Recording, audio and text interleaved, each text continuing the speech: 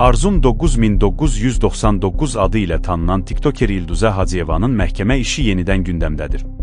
İş üzrə baş verən son hadisələr sosial şəbəkələrdə və hüquq ictimaiyyətində geniş müzakirələrə səbəb olub. Birinci instansiya məhkəməsi İlduzə Hacıyevanı yol nəqliyyat hadisəsi ilə bağlı təqsirli bilərək, ona 5 il 2 ay azadlıqdan məhrum etmə cəzası təyin etdi.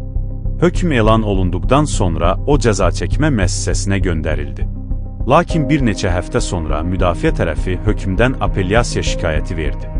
Bakı Apellyasiya Məhkəməsi isə baxış iclasında həbs qətimkan tədbirini dəyişdirərək İlduzə Hacıyevanın ev dustaqlığına buraxılmasına qərar verdi.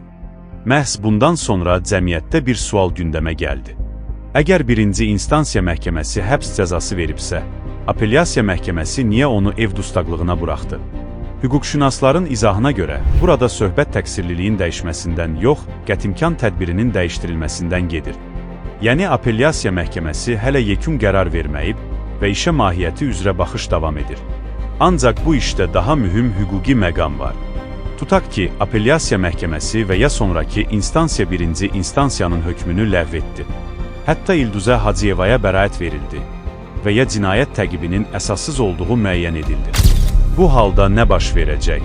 Belə vəziyyətdə Azərbaycan qanunvericiliyi müəyyən hallarda şəxsə qanunsuz həbs və ya qanunsuz cinayət təqibi nəticəsində dəymiş ziyana görə kompensasiya tələb etmək hüququ tanıyır.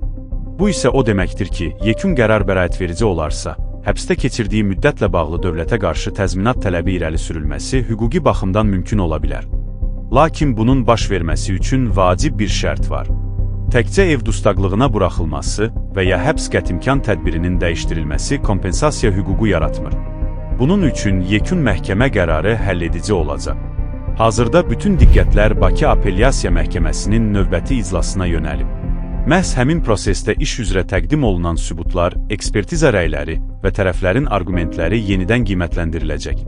İlduzə Hacıyevanın təqsirli sayılıb-sayılmayacağı, birinci instansiya hökmünün qüvvədə saxlanılıb-saxlanılmayacağı və ya dəyişdiriləcəyi məhz bundan sonra məlum olacaq. Bu səbəbdən də hazırda ən çox verilən sual budur.